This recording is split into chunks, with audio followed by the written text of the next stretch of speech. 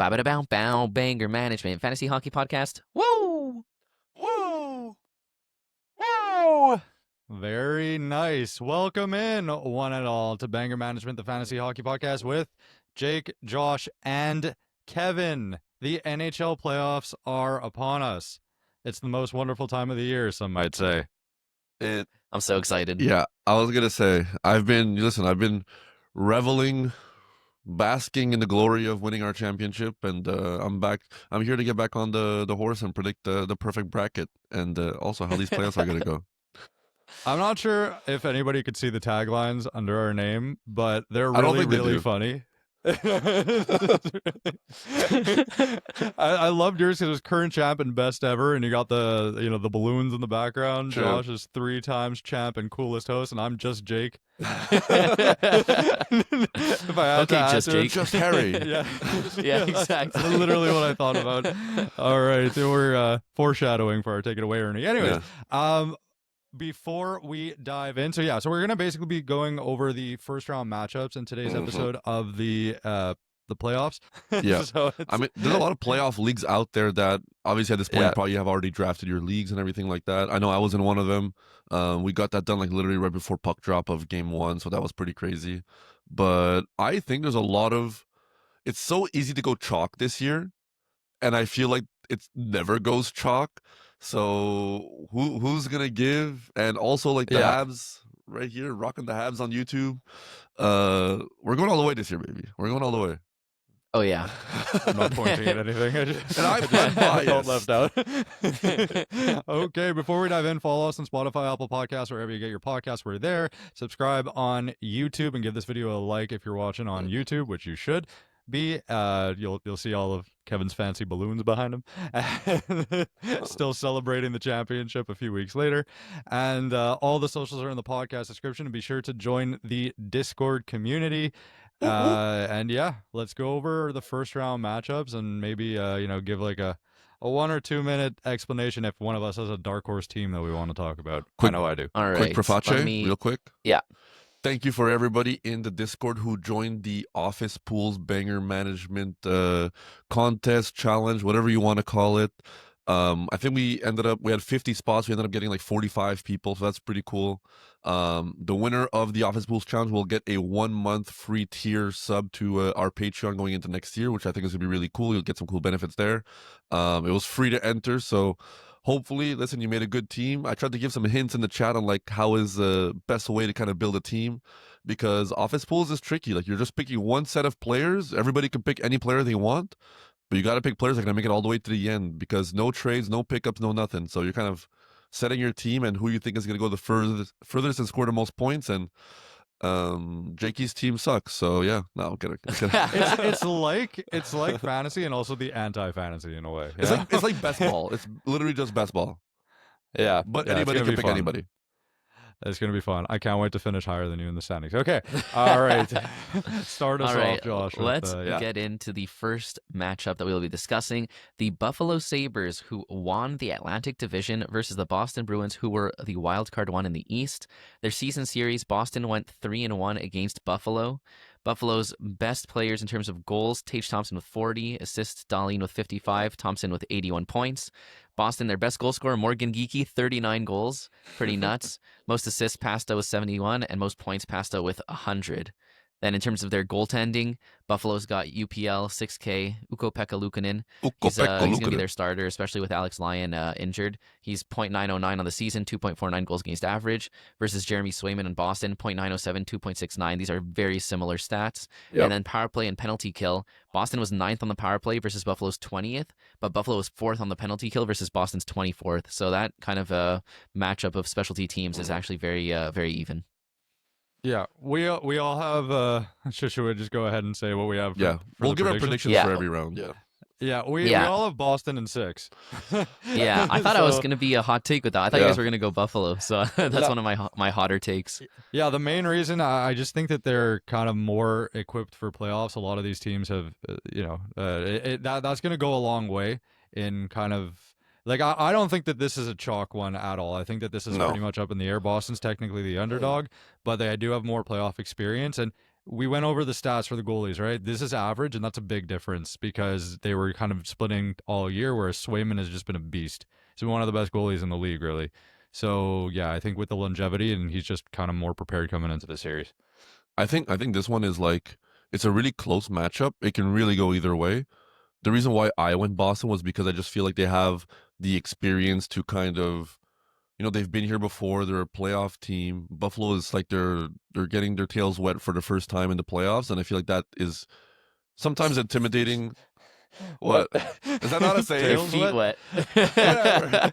They're getting their feet wet for the first time, and teams like that usually have some struggles early on. Like I think we saw it with Ottawa last year. Yeah. And it's just, you make the playoffs for the first time, you're excited, but then you don't have like the mental fortitude to battle through when things get hard or whatnot. So that's why I went Boston. But would I be surprised if Buffalo wins? Absolutely not. This is everybody's favorite upset to pick, I think. It's look, I went Boston over Buffalo, and Buffalo's pretty a top much seed. like for me, I'm really bad at predicting the playoffs. I'll just say it right now. I never do that great. It doesn't help that every bracket I've ever done has the Habs going to the playoff finals and winning the cup, and that's never happened in my lifetime. But in general, I feel like but this year I pulled up all these stats. I'm trying to like look a bit more into it. But at the end of the day, you're filling out a bracket, right? And there's such an easy instinct just to be like favorite, and so there has to be a couple where you're like, there's no way the favorite doesn't win every single matchup. I have to choose a couple of quote unquote underdogs. And so it's like you said, this one feels like one where the underdog has the best chance. It's the experience, like you guys said. Another thing that I looked at was the season series. Boston going 3-1 versus Buffalo. Obviously, just teams match up certain ways against each other. So I like looking at season series a lot.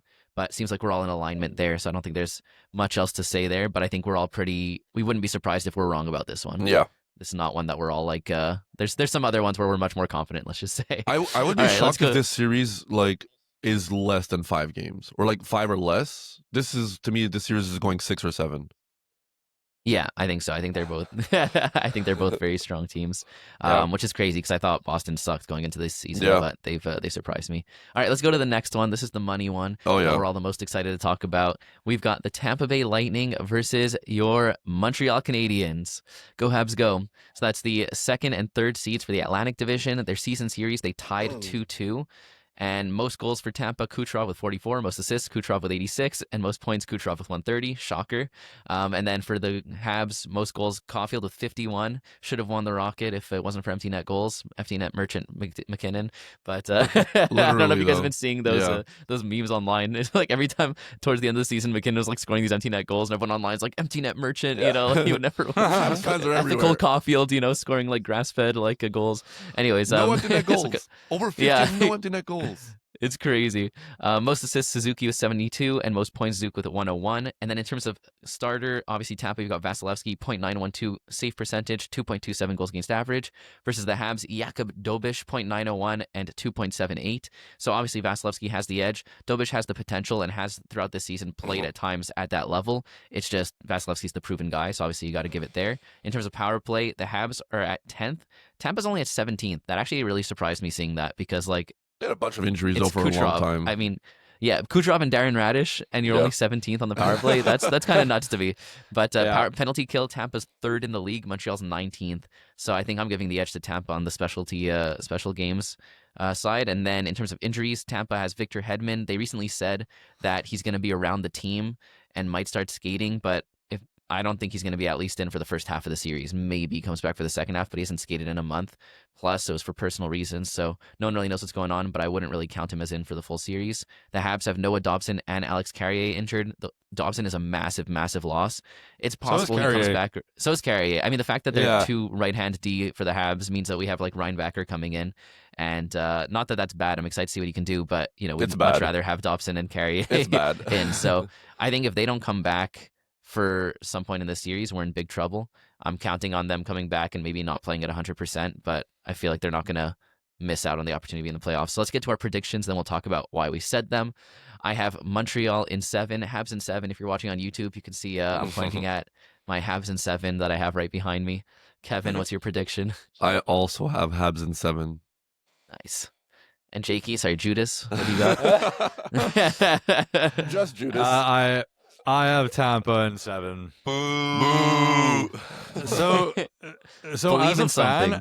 as a fan, I think that this is actually kind of like the best case scenario, because if we beat Tampa, we could actually go to the finals, and I think that's pretty sick. I said So this, it's kind of like this is the Eastern Conference Finals right here. Like, to me, like, the Yeah. winner of this is going to the Stanley Cup Final. That's Yeah, kind of that's how exactly I feel. it. So it's kind of like ripping off a Band-Aid. If we lose, it's like, okay, we at least didn't have hope. You know what I mean? We didn't have the build up, and if we win, then actually I really think that we can go, and then it's whoever we play out of the West. The truth is, aside from being a fan of these teams, I actually do like Tampa as a team. I have to say. I mean, Tampa's But, like one of the biggest teams to be a favorite to win it all. It's like Colorado and Tampa. You can't get more chalk Yeah. than that.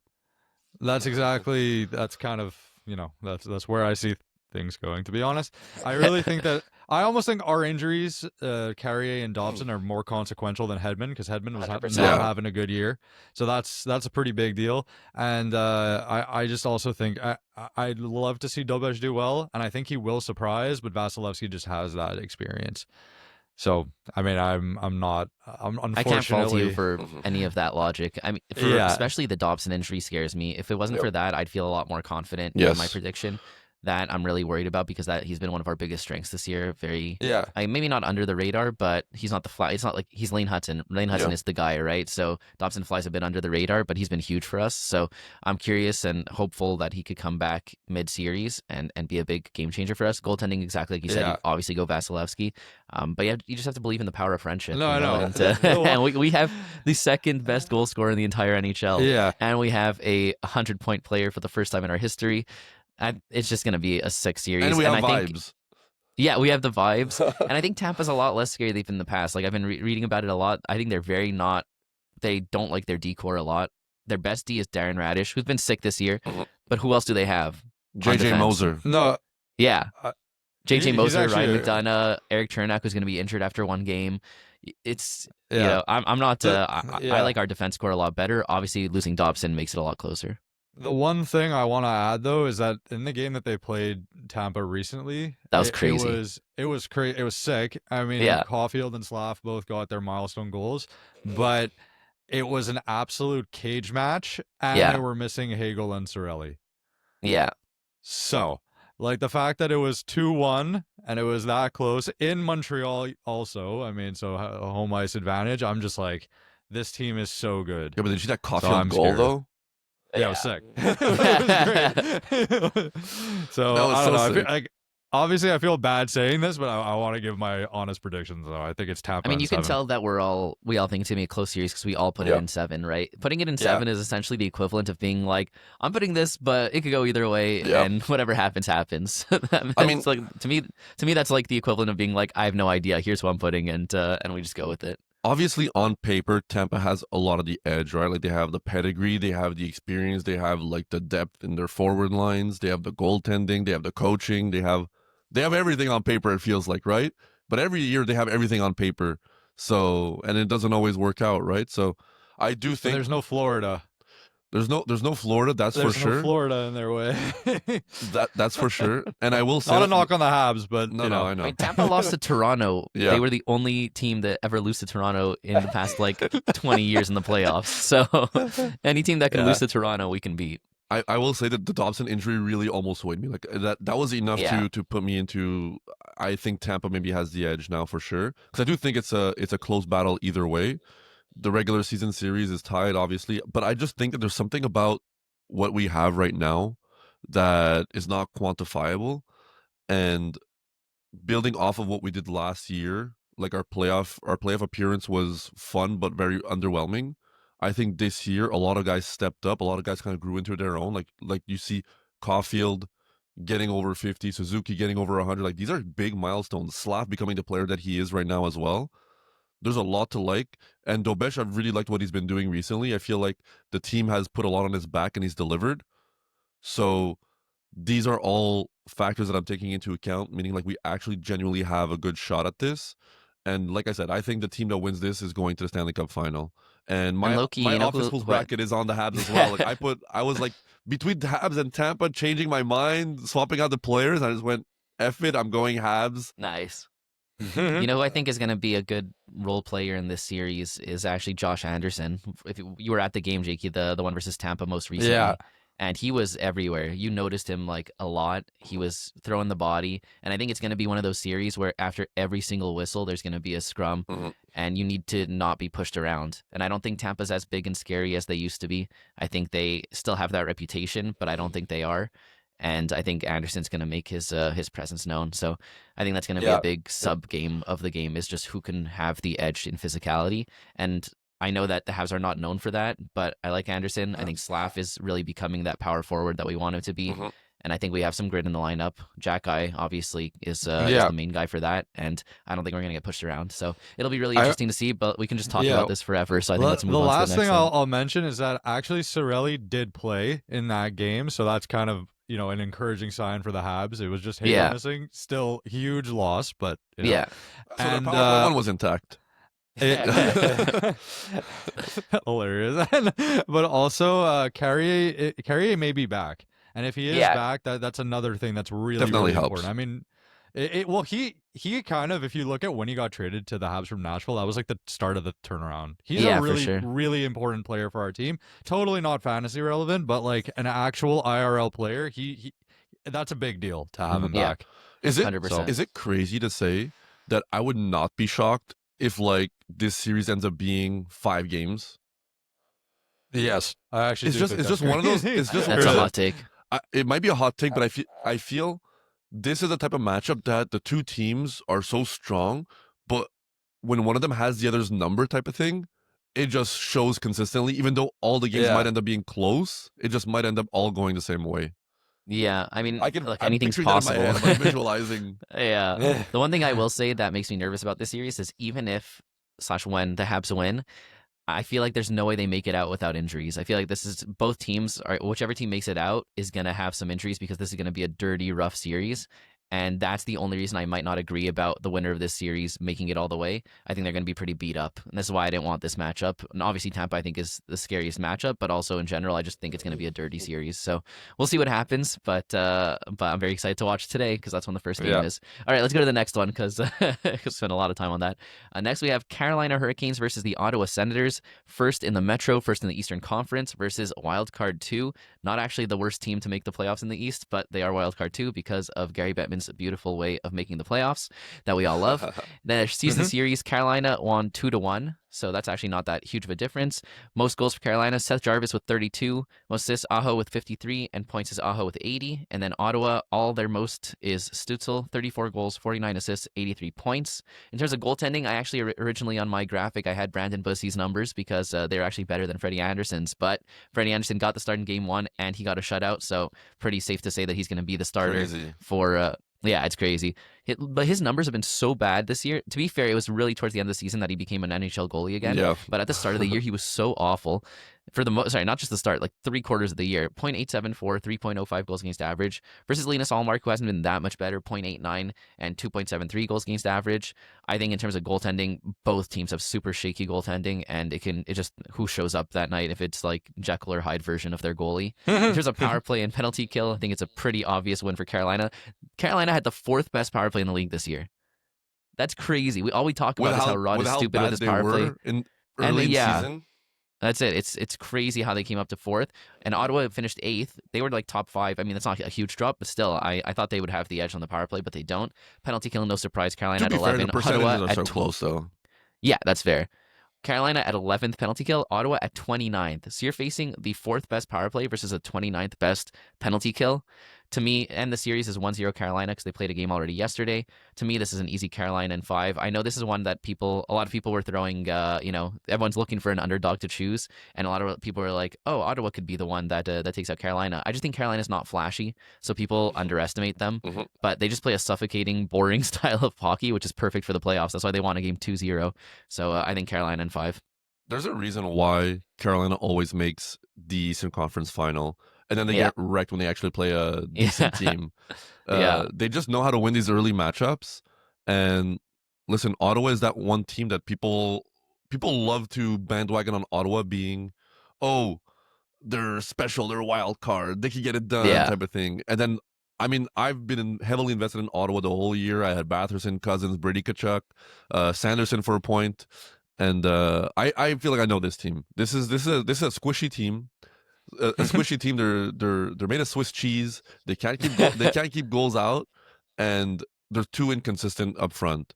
So the power play really comes clutch sometimes, but against this Carolina PK, I don't see it being, the game breaker that it can be in some games. Because I'm used to seeing like the Brady Kachucks and Cousins and Bathersons all combined for 3 power play points on the night, and I'm super happy. Yeah. I don't see that against Carolina.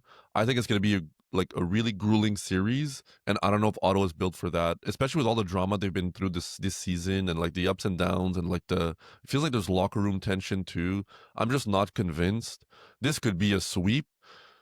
I'm rooting for Ottawa. Don't get me wrong. Like, I want Ottawa to win. Feels crazy saying that as a Habs fan, but Carolina is just too consistent. Yeah. We all put, by the way, everyone put Carolina in 5, Yeah. so we're all in agreement on that one. Wouldn't be surprised if it goes to 6, but honestly, it's it's a clear Carolina for me. They have 7 20 goal scorers, 20 plus goal scorers. That's a pretty deep team. And there's like a bunch of ways that they can score and get it done. I think it's going to be kind of boring, to be honest. I think that's Did you guys how watch they win. the game yesterday? I didn't watch any game yesterday. That's crazy. Okay, I watched I didn't watch the Philly Pittsburgh one because I was playing my own game at the time, but I watched the other 2. And yeah, the Carolina Ottawa, like, it sucks because, defense and goaltending and all that stuff, it's a big part of hockey. But as a neutral fan watching that game, I was so bored. Yeah. Yeah. And that's what I think it's going to be all series. Kevin knows the Senators better than I do, so I think you put it very well. But honestly, it's just more of a function of Carolina being that team that always makes a good push in the playoffs. Can they get past Tampa or Montreal when it comes to we'll cross that bridge when we They'll come make to it to the Eastern Conference Finals, and they'll win if they're lucky 1 game. That's it. So yeah, I'm not a big I'm not a big believer in Ottawa in this series, unfortunately. But I also, despite the fact that they basically single-handedly ruined my fantasy season on that Sunday, I also kind of want them to win. I think it'd be fun, but I think it's gonna be Carolina. Yeah, in general, I always root for the underdogs. But do you think if Carolina loses this series, Rod gets the sack? No. I think he stays there until he decides I'm done coaching here. Sometimes you just need a change of scenery to get a team over the hump. Like, there's a mental barrier there. They've never made a Stanley Cup final. They've gotten so close. All I know is if Rod gets fired, I'm drafting so many Hurricanes players next year. They're all going to be drafted too low because he's the worst coach for fantasy, and that would be great. Seth Jarvis going for 100 points. Let's go to the last matchup of the Eastern Conference. We've got Pittsburgh versus Philly. As someone currently living in Pennsylvania, this is nuts. I was actually at the game where Philly clinched the playoffs. It was awesome. No, you didn't even tell us you were going. We just saw it. I just saw the Discord, literally like Josh is posting pictures from the game. I'm like, oh my God. It was literally happened. So essentially, my brother's company, they have tickets to like all sorts of sports games, right? And whenever they have leftovers, they'll post in like the group Slack or Teams or whatever and be like, hey, we have this many tickets for tonight's game. Does anyone want to go? So my brother told me ahead of time. He said, this happens. Do you want me to let you know if there's ever any tickets? And I said, of course, tell me if there's any Flyers tickets. I'm super down. So he messages me 2 hours before the game. It's an hour drive for me to, or an hour and a half drive for me to get to Philly. He messages me like 2.5 hours before the game saying, so I have tickets for the game tonight if you want to go. And I'm like, okay, I'm doing this. We're going. And so I just get in the car, just drive to Philly, get caught in a ton of traffic, but it's fine. We get to the game and it's in a suite. They have like a suite for the company. Oh, dang. Oh, yeah, cool. I've never sat in a suite before. I was so hungry also. And we get there, there's chicken tenders, pizza, fries, all sorts of good stuff. I just load up my plate and sit down and start watching. I'm having the time of my life, even free beer and stuff. It was awesome. Had a great time. And I was rooting for Philly because why not? And they're a fun team to watch. And they were playing against Carolina, who was resting like all their top guys, and it was an awesome game. The arena was nuts when they clinched. Everyone went crazy. It was super fun. Listen, so it's really cool. Also, everyone I know here in Pennsylvania is either a Philly or a Pittsburgh fan, and they hate each other. So it's a really cool environment to be in. if your brother can know like 12 hours ahead next time, I'll hop in the car. I'm on my way. Dude, it's sick. Honestly, if I ever get more than 2 hours notice, I'll let you know.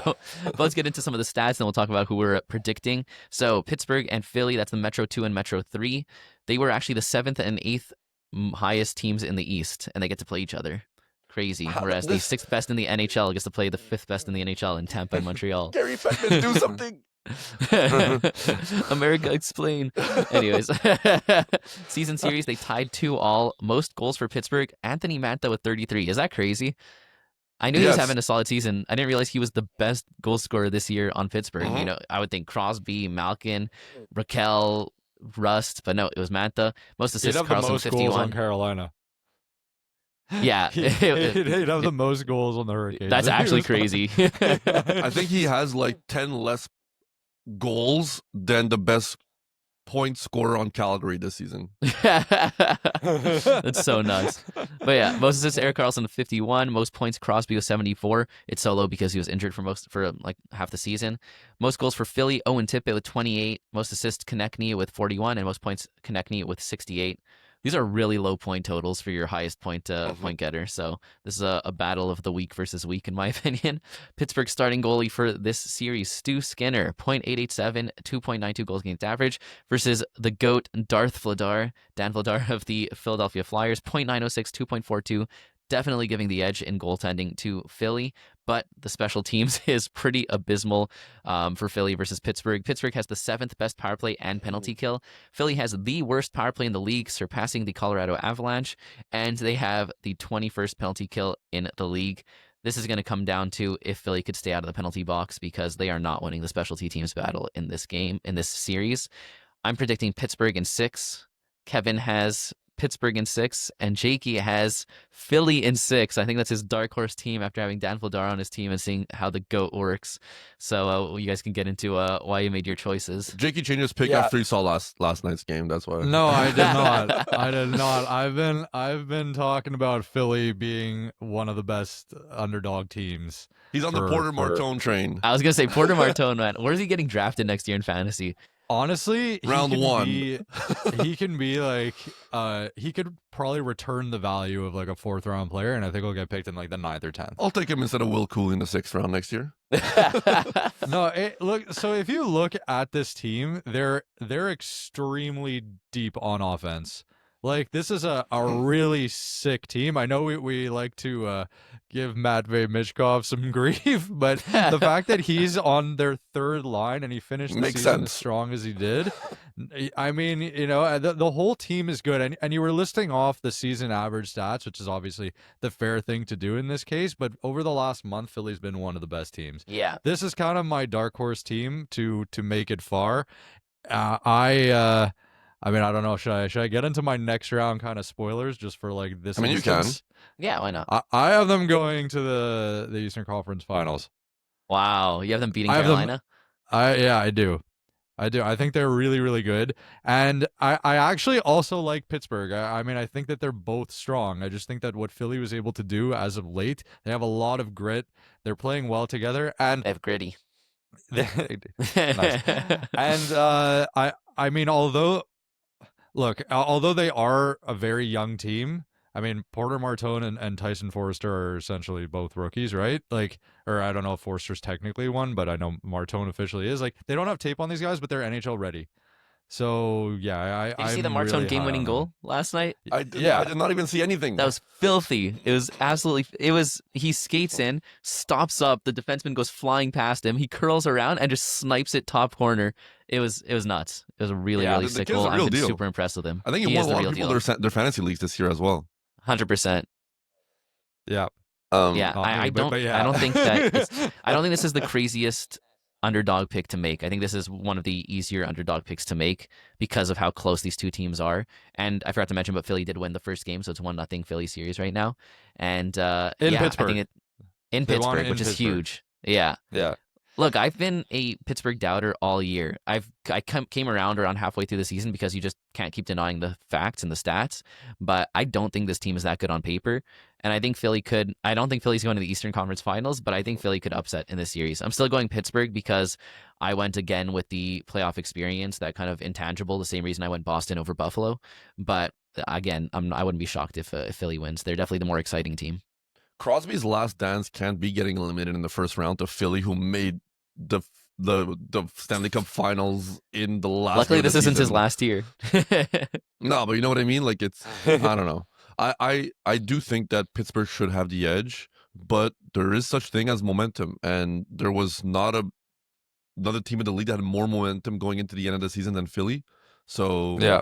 and I do think that Dan Vladar has really showed his quality as of late as well. He's been a guy that they can rely on to get the wins. Like this is a team that was fighting for the playoffs, and while all the teams ahead of them, even Ottawa for a while, the Islanders, Columbus, Washington, Yeah. all these teams kept losing, and Philly just kept like crawling back. They were consistent. Nobody was talking about them until they were actually in the playoff picture, and people were like, okay, I guess they're in the conversation right now, and they stole the spot from everybody else. So that's a big momentum driver for them. I'm just worried that they don't have the longevity into the series. They got to bank these games early on because I do think that Pittsburgh will come strong later on. It's so easy to overreact after one game. Some games will be so lopsided, the next game will be so lopsided the other way. I've learned not to overreact to the early games in the playoff series, but I think this is going to be a fun one. It's just crazy that both of these teams, like we're not getting ahead of ourselves. This was the 7th and 8th seed in the Eastern Conference Final, right? Yeah. The fact that it's a playoff matchup is crazy. I'm still going with Pittsburgh, even though I have that first game of knowledge under my belt right now. After All right, Trevor Zegras propelled you into winning the league this year, the disrespect. he with that clutch overtime goal. That moment will forever be in my heart. Casey DeSmith never saw it coming. Yeah, that was crazy. I do think their defense is kind of weak, but their offense is just so loaded, and Vladar was sick, and I really think, like, I don't know if you saw this, but Owen Tippett, someone was gonna like open ice hit him, and like literally just bounced off him and then flew. It was crazy. He's so sick. I love him. Yeah. All So right, let's go I really to like Philly. what's possibly going to be the most lopsided matchup of all time. And Yeah. we've got the Colorado Avalanche, first in the Central, versus the Los Angeles Kings, wild card 2 in the West. The season series was 3-0 Colorado. Goals, assists, and points for Colorado was all led by McKinnon, 53, 74, and 127. For LA, the most goals was Kempe with 36. Then assists and points were Panarin with 56 and 84. For Colorado, there's been kind of discussion: is Wedgwood, is Blackwood going to be the starter? Based on the stats, it should be Wedgwood. Mm-hmm. Wedgwood has a .921 and a 2.02. Those are some of the best stats in the entire NHL. Meanwhile, LA, I think they're going to go Anton Forsberg. That's what they've been going for towards the end of the They season. should, if they which want a makes chance. sense because Kemper is the worst goalie of all time, and I hate him, and I'll never forgive him for this year. So Forsberg had a .908 and a 2.57, which is not bad. And then in terms of power play, we've got a battle of the Titans here. We've got Colorado 28th in the league versus LA 27th in the league. So huge edge for LA there. Just kidding. They both suck on the power play. But on the penalty kill, we've got Colorado, who is number 1 on the penalty kill in the entire league, versus LA, who's 30th. So if you're telling me the 27th ranked power play versus the first penalty kill in the league versus the 28th ranked power play versus the 30th penalty kill in the league, obviously the edge is massively in Colorado's favor, just like everything else in this matchup. In terms of injuries, Colorado says that both Kadri and Manson should be back for game 1, which means they have no injuries. LA has obviously Fiala out for the season and Kuzmenko out for the season. This is an easy Colorado in 4 for me. LA has no business being in the playoffs. It's honestly an embarrassment to the league that they made the playoffs with all those. Now, honestly, they are the worst team and I hate them. The amount of, you know how many regulation wins this garbage team full of losers has this year? It's something like 19, okay? They suck. They do not belong in the playoffs. It's truly an embarrassment. If Colorado lets them score a single goal this series, then that's an embarrassment, okay? They suck and I hate them. Anyways, that's my opinion. It's crazy that there's a conversation on who the starting goalie is going to be for Colorado. Do you know the last 8 games for Colorado, Wedgwood got 4 starts, Blackwood got 4 starts. In those 4 starts, Wedgwood has 2 shutouts. And the 2 other games, he had a 9.47 and a 9.68. And the last game of the season, he shut out Seattle, and then he also shut out Dallas a few games earlier. And they beat Edmonton 2-1, where he dropped a 9.68, 30 saves. So, like, he's been on fire. There's no doubt in my mind that they're going Wedgwood game 1, and he's probably just the guy, and Blackwood will take over if Wedgwood has a really bad game. That's how I see it in my mind. But like you said, we don't spend too much time on this one. Colorado is the biggest favorite in the whole entire league to win the cup. Like, they have the best odds. So they're going to be the favorite all the way until the end if they make it that far. I think they're really going to have a test and match in the second round where they play either, Dallas or Minnesota. That's going to be like the testament to if they can get it done this year or not. But I'm gonna be rooting for LA. I love a big underdog. There's no bigger underdog than LA here. Do I think they have any chance? Absolutely not. But I'm just I putting hope it they out get there. absolutely embarrassed, honestly. Like, I think they suck. I can picture Anton Forsberg going full Yaroslav Halak. Like this is I see it happening. It's written in the stars. He can let in 0 regulation goals the entire series, and they'll still lose 1-0 in overtime all 4 games. I'm the only one who doesn't have it in 4. I have Colorado in 5. I was gonna say, should we get into the hottest take of the entire predictions, which is Jakey having LA winning a game?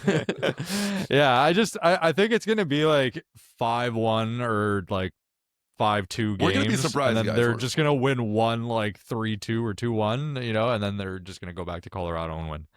That's the way I see Honestly, it. I should put some money on Colorado in 4, but if the return I is don't probably think the so odds low, are it's not pretty- even worth it. Yeah, it's honestly so. LA sucks. I hate them. It's just a terrible. Like, how does a team that loses so many games in the regular season make the playoffs? If you can't It's tell, all these- Josh was a Darcy Kemper owner who had faith the whole season until the very end.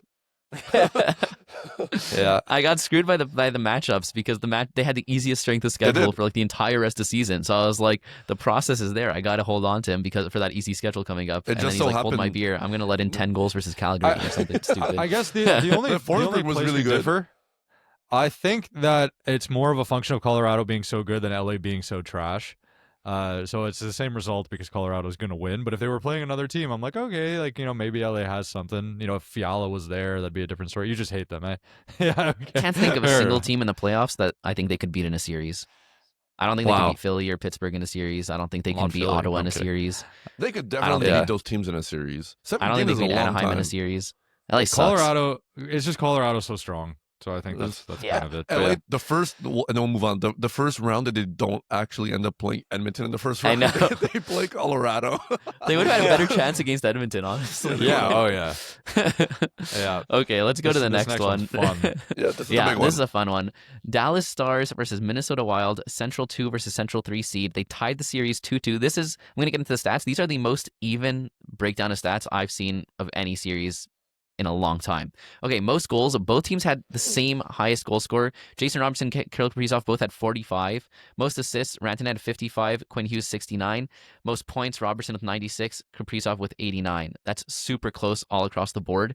Save for percentage, we have, first of all, big shock. I had to change my little Wow. board here ahead of the episode. I thought Gustafsson was going to be the starter for Minnesota. Obviously, Yeah. Wallstedt deserves it, but I still thought with, you know, who Gustafsson is, the contract, the pedigree, all that, I thought it was going to be him, but they did the correct choice, went with Wallstedt. So Wallstedt's numbers, 0.916, 2.58 versus Ottinger's 0.899, 2.59. So these are actually pretty close, but Wallstedt had better save percentage.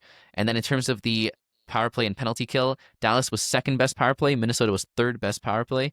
Dallas 11th best penalty kill. Minnesota's 15th. This could not be closer. The one big difference is Dallas has both Rupe Hintz and Tyler Seguin injured versus Minnesota having a fully healthy team.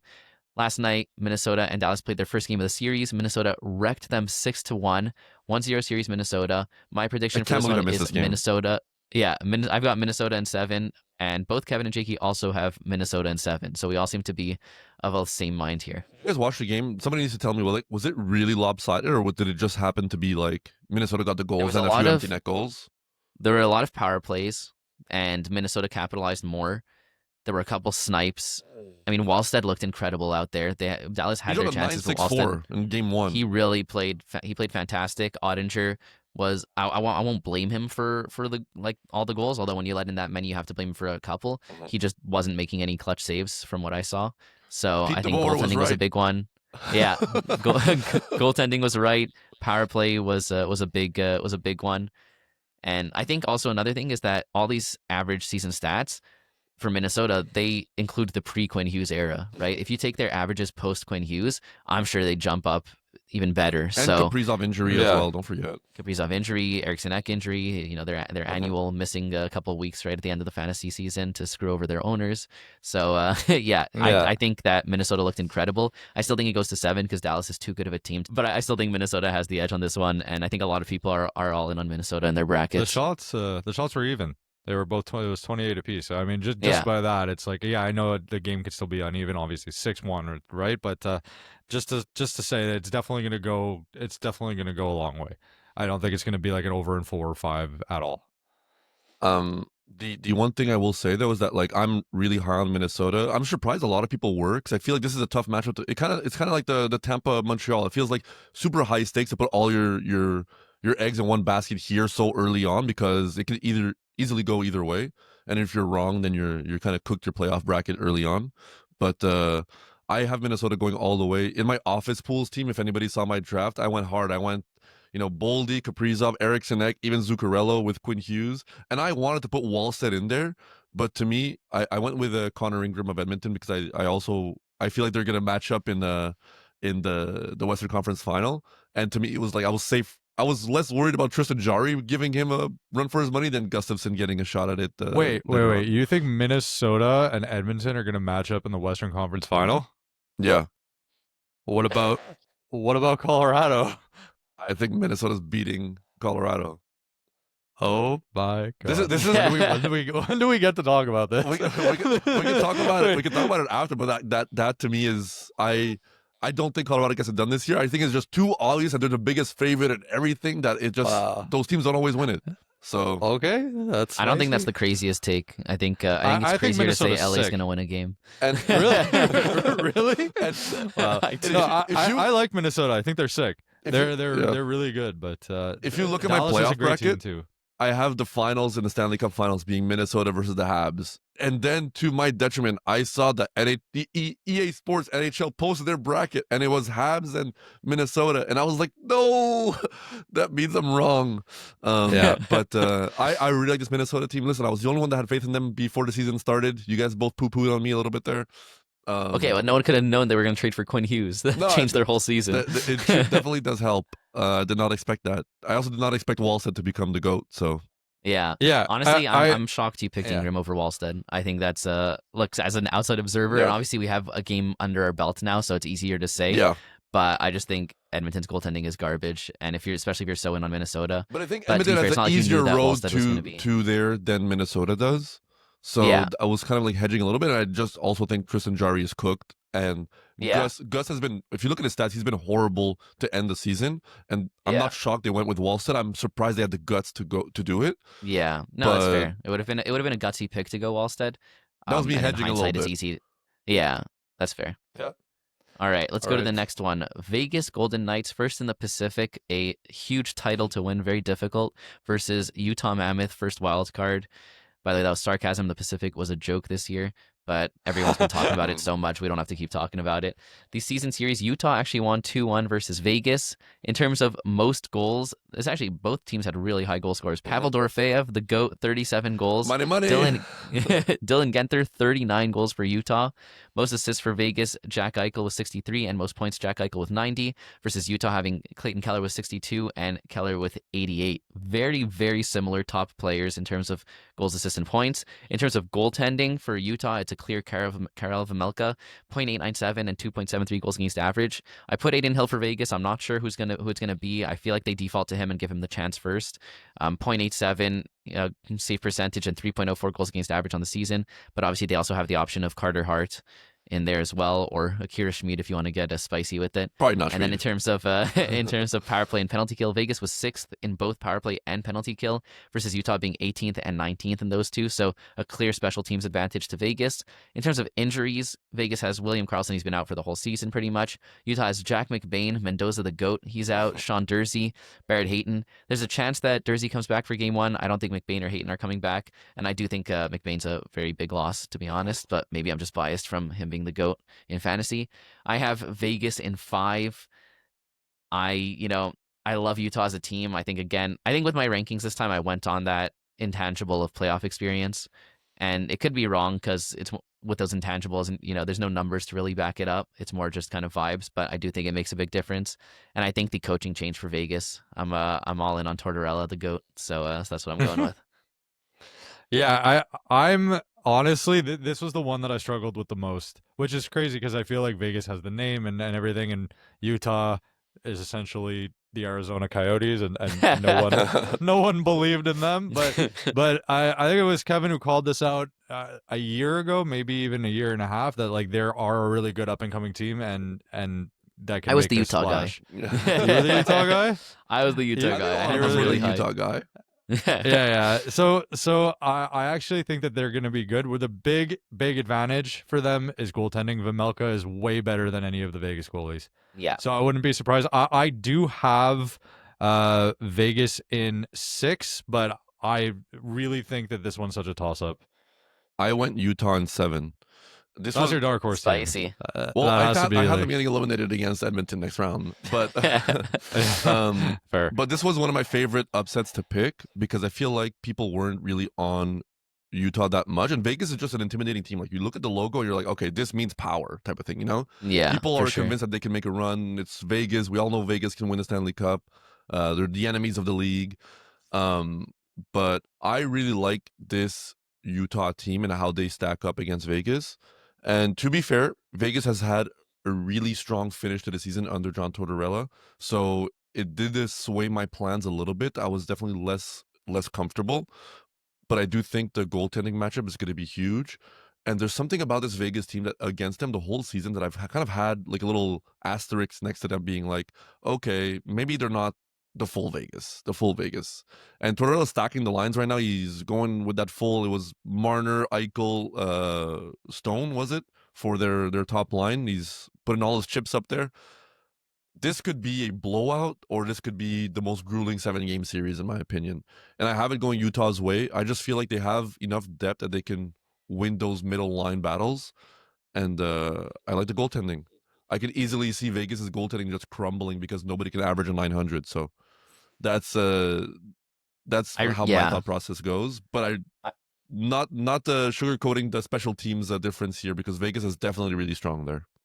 Yeah, for me, I just feel like Vegas is advantaged in everything except for goaltending, but goaltending is a massive part of things. So if Yeah, my for the prediction is playoffs, wrong, yeah. I think it will be because of the goaltending, but I think the rest of the team, Vegas, is just such a behemoth. And I think that, I think they were underperforming for a large stretch until the Tortorella coaching Yeah. change.